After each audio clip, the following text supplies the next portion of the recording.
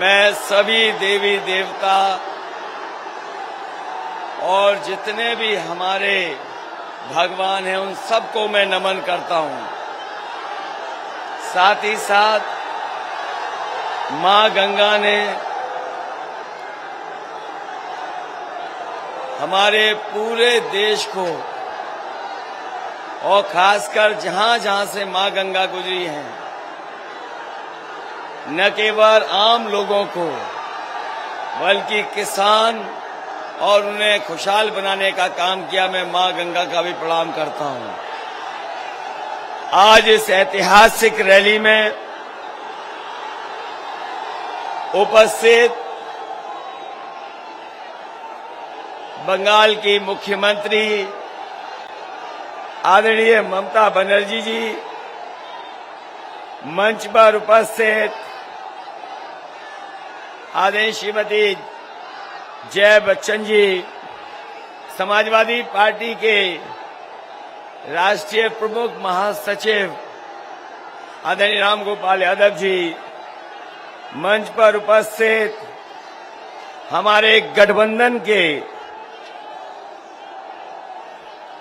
नेता सबसे पहले ओम प्रकाश राजभर जी, यहां पर उपस्थित केशवदेव मौर्य जी, संजय चौहान जी, प्रेमचंद प्रजापति जी, रामसागर बिन जी, राजमाता आदरणीय श्रीमती कृष्णा पटेल जी, मंच पर उपस्थित समाजवादी पार्टी के राष्ट्रीय उपाध्यक्ष आदरणीय किमने नंदा जी, आदरणीय शिवपाल सिंह यादव जी, समाजवादी पार्टी के प्रमुख महासचिव इंद्रजीत सरोज जी और मंच पर उपस्थित जहां से चुनाव शुरू हुआ था, आरएलडी के राष्ट्रीय अध्यक्ष जयंत चौधरी जी, पार्टी के हमारे सभी नेता, गठबंधन के सभी हमारे नेता पदाधिकारी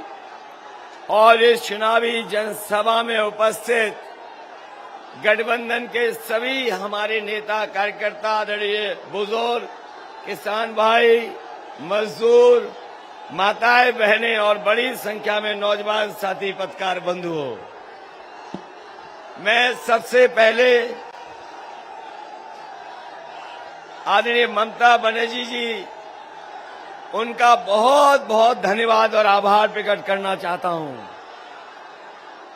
जहां वो पहले भी आई, उन्होंने अपील कर करके एक संदेश देने का काम किया और मैं कह सकता हूं,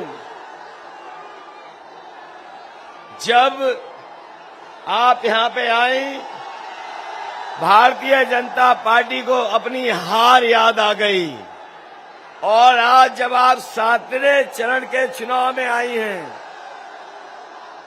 तो न केवल भारतीय जनता पार्टी हारेगी, आज जहां वोट पड़ रहा है 6वें चरण में और 7वें चरण में जहां वोट पड़ेगा, भारतीय जनता पार्टी का पूरा सफाया होने जा रहा है। मैं देख रहा हूं मैदान पूरा भरा दिखाई दे रहा है मुझे। न केवल मैदान, जहां तक मैं देख सकता हूं, मुझे बड़ी संख्या में लोग दिखाई दे रहे हैं। जहां सड़कें भरी हैं, मंच भरा है, दाएं हाथ पर एक देख रहा हूं बड़ी संख्या में लोग हैं, बाईं तरफ हैं। ये जोश और उत्साह बता रहा है कि यहाँ की जनता, पूर्वांचल की जनता इस बार बीजेपी को माफ नहीं करेगी, साफ करने का काम करेगी। ये तो पहला चुनाव मैं देख रहा हूं जहां पर जनता चुनाव लड़ रही है। हर चरण में गठबंधन को बढ़त नजर आ रही है और ऐसा लग रहा है कि इस बार जनता हर चरण में मुकाबला करके गठबंधन को ज्यादा से ज्यादा सीटें दिलाना चाहती है। छठवें चरण में तो जनता बीजेपी को छांट देगी और सातवें में आते आते गठबंधन का इतना मजबूत बहुमत होगा जिसका भारतीय जनता पार्टी ने कभी कल्पना नहीं की होगी। मैं अपने पूर्वांचल के लोगों को भरोसा दिला सकता हूं, इस बार गठबंधन की सरकार होगी तो अभूतपूर्व विकास पूर्वांचल का हम लोग मिलकर के करेंगे। वैसे तो बीजेपी ये दावा करती है कि वो दुनिया की सबसे बड़ी पार्टी है। बीजेपी ये भी दावा करती है कि उन्होंने मिस्ड कॉल देकर के इतने पार्टी के सदस्य बनाए हैं कि शायद दुनिया में कोई इतनी बड़ी पार्टी नहीं होगी। लेकिन जिस तरह का कार्यकाल डबल इंजन सरकार का देखा है, मैं ये दावा कर सकता हूं इस धरती पर दुनिया में इतनी झूठी पार्टी नहीं मिलेगी जितना भारतीय जनता पार्टी के नेता और पार्टी है। बताओ साथियों, बीजेपी झूठ बोलती है कि नहीं बोलती है? बताओ, किसानों को कहा कि आय दोगुनी होगी, क्या किसान भाइयों की आय दोगुनी हो गई? क्या नौजवानों 5 साल नौकरी और रोजगार के लिए इंतजार नहीं करना पड़ा? न केवल नौकरी और रोजगार के लिए इंतजार करना पड़ा, ये वही लोग हैं जो कह रहे थे हवाई चप्पल में चलने वाला हवाई जहाज में चलेगा। बताओ, इन्होंने हवाई जहाज बेच दिए कि नहीं बेच दिए? हवाई जहाज जहां खड़े होते थे वो हवाई अड्डे बेच दिए, रेलगाड़ियां बेच दी, रेलवे स्टेशन की कीमती जमीनें बेच दी, रेलवे स्टेशन बिक रहे हैं, पानी के जहाज बिक रहे हैं, पानी के जहाज जहां खड़े होते थे बंदरगाह बिक रहे हैं। और ये बीजेपी के लोग इसलिए बेच रहे हैं, आपने पुरानी कहावत सुनी होगी कि न रहेगा बांस और न बजेगी बांसुरी। जब ये सब बिक जाएगा तो फिर कौन मांगेगा नौकरी? नहीं मांगेंगे रोजगार। जब ये सब समाप्त हो जाएगा तो बताओ, संविधान में जो अधिकार मिलते थे वो अधिकारों को कौन देगा?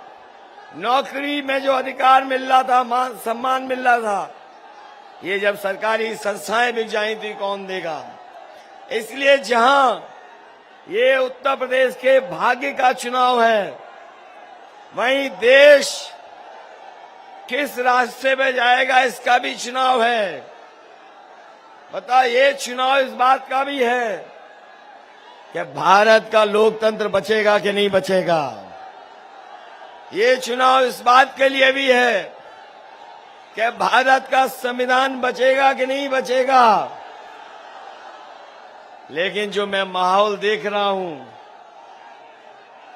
इतना ऐतिहासिक समर्थन शायद कभी नहीं मिला होगा जितना ऐतिहासिक समर्थन मिल रहा है।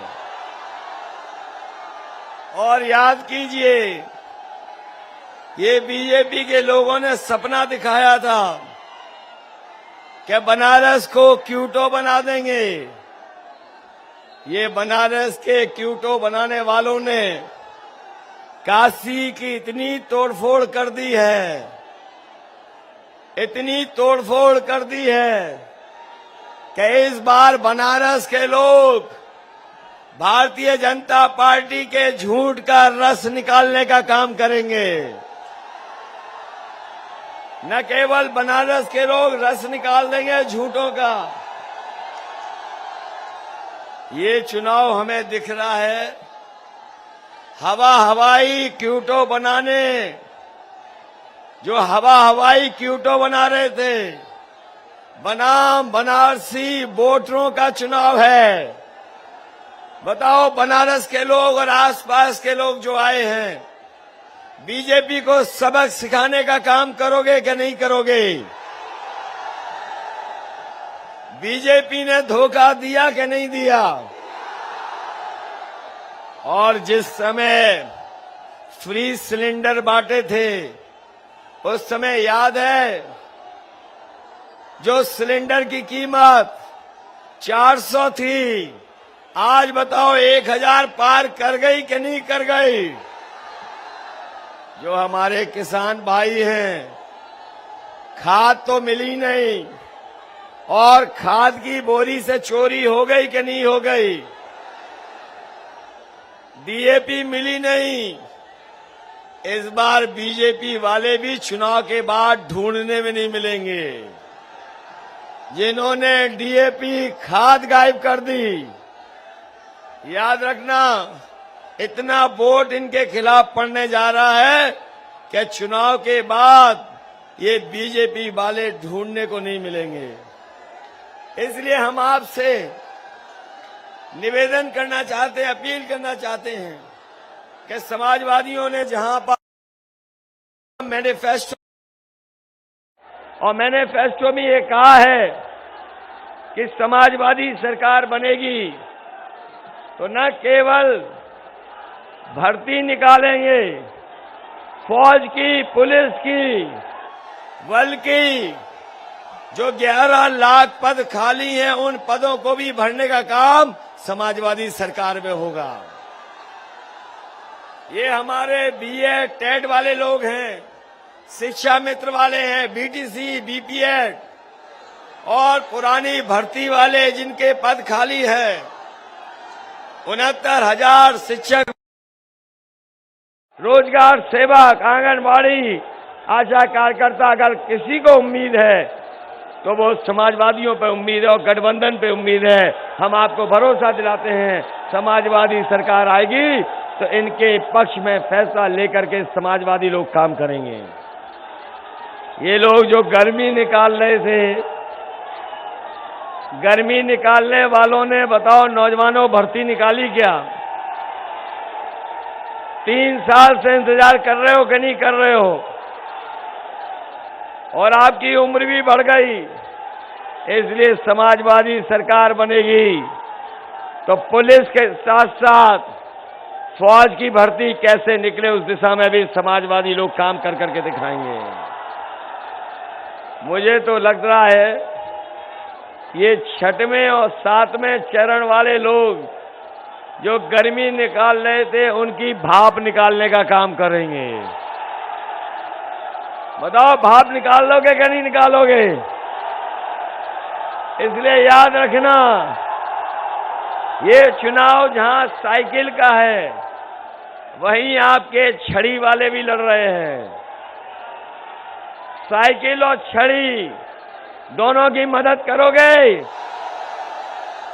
और मुझे खुशी है इस बात की, जहां से चुनाव शुरू हुआ था, पश्चिम से चुनाव शुरू हुआ था, इस बार आरएलडी और गठबंधन के लोगों ने भारतीय जनता पार्टी का हमेशा हमेशा के लिए खात्मा पश्चिम में कर दिया है।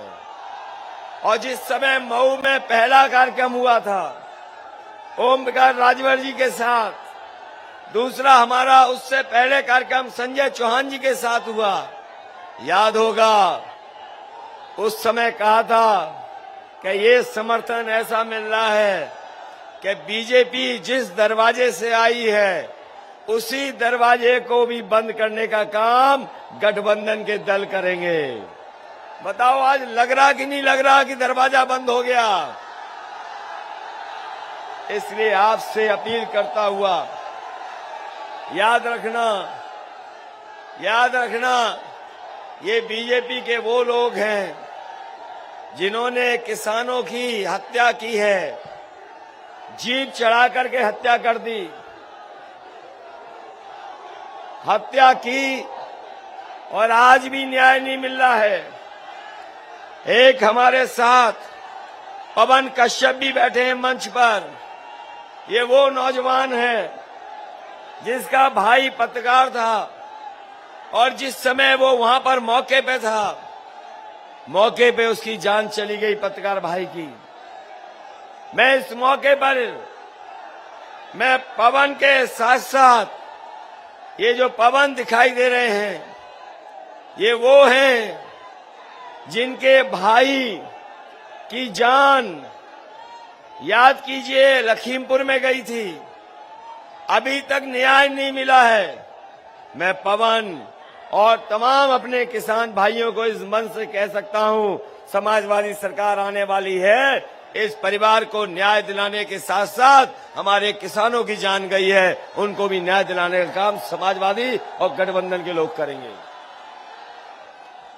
इधर तो बीजेपी हार स्वीकार कर चुकी है और मैं इसलिए कह रहा हूं कि हार स्वीकार कर ली है।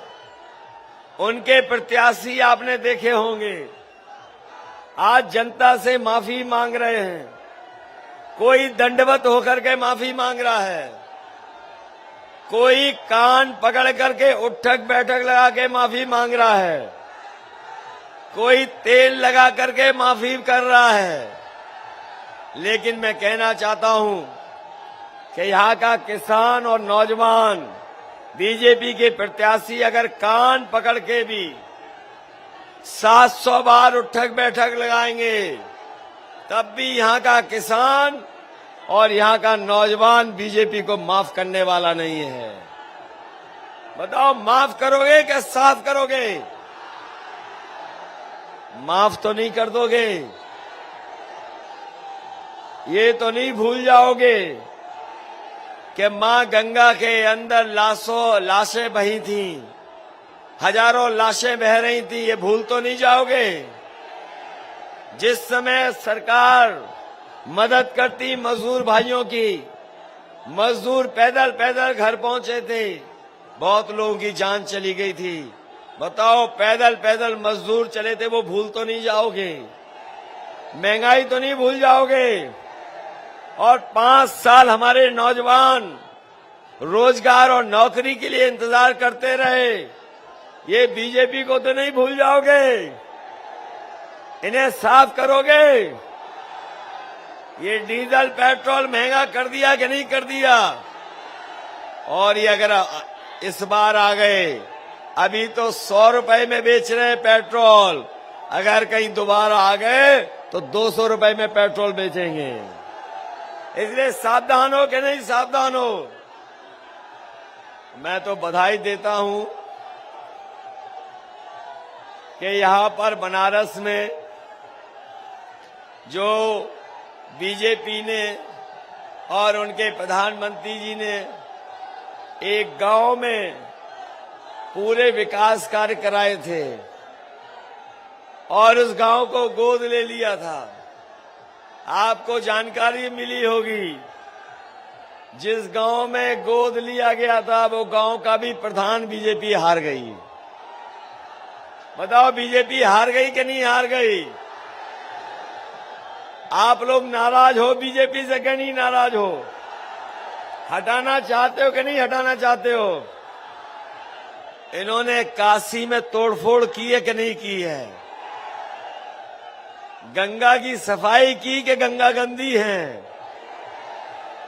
इसलिए इस चुनाव में इनके खिलाफ एक एक मतदान कर करके, वोट डाल करके गठबंधन के जो साइकिल से लड़ रहे हैं उनकी मदद करना, जो छड़ी से लड़ रहे हैं उनकी मदद करना। मैं बधाई देना चाहता हूं चंदौली के कार्यकर्ताओं को, बधाई देना चाहता हूं भदोही के अपने कार्यकर्ता नेताओं को, बधाई देना चाहता हूं मैं अपने बनारस के सभी नेता कार्यकर्ताओं का। और वही मैं आप सबसे अपील करूंगा कि जो राजेश पटेल चुनाव लड़ रहे पिंडरा से, उनका चुनाव चिन्ह लिफाफा है, लिफाफा मत भूल जाना, लिफाफा याद रखोगे। सुनील सोनकर चुनाव लड़ रहे छड़ी से, छड़ी को याद रखोगे। अरविंद राजभर छड़ी से लड़ रहे हैं। अभय पटेल लिफाफा चुनाव चिन्ह है। अशफाक अहमद साइकिल के चुनाव चिन्ह से लड़ रहे हैं, उनकी मदद करना। किशन दीक्षित साइकिल से चुनाव लड़ रहे हैं, उनकी मदद करना। पूजा यादव साइकिल से चुनाव लड़ रहे हैं, इनकी मदद करना। और पूर्व मंत्री सुरेंद्र पटेल जी जो साइकिल से चुनाव लड़ रहे हैं, उनकी मदद करना। मुझे उम्मीद है कि इस बार बनारस और बनारस के आसपास और पूरे पूर्वांचल में भारतीय जनता पार्टी का सफाया होने जा रहा है। मैं पूर्वांचल की जनता को भरोसा दिलाता हूं, जब कभी गठबंधन सरकार बनेगी, भविष्य में आने वाले समय में गठबंधन सरकार बनने जा रही है, पूर्वांचल के किसानों का, पूर्वांचल के नौजवानों का और पूरे क्षेत्र का अभूतपूर्व विकास कराने का काम हम लोग मिलकर के करेंगे। इन्हीं शब्दों के साथ आप सबका स्वागत करता हुआ, आप सबका धन्यवाद देता हुआ, आप सबको बधाई देता हुआ कि आने वाले समय में आप गठबंधन की सरकार बनाएंगे। मैं इन्हीं शब्दों के साथ एक बार फिर पश्चिम बंगाल से जिन्होंने ऐतिहासिक लड़ाई लड़ी और भारतीय जनता पार्टी ने सब कुछ दांव पे लगा दिया था, उस चुनाव को जीत करके आने वाली आदरणीय ममता बनर्जी जी को मैं एक बार फिर धन्यवाद देना चाहता हूं, बधाई देना चाहता हूं कि आपके आने से न केवल हमारे समाजवादी कार्यकर्ताओं का बल्कि पूरे के पूरे पूर्वांचल की जनता का मनोबल बढ़ाया है। इस मनोबल बढ़ाने के लिए मैं आपका बहुत बहुत आभारी हूं। वहीं आपके दल के प्रदेश के अध्यक्ष हैं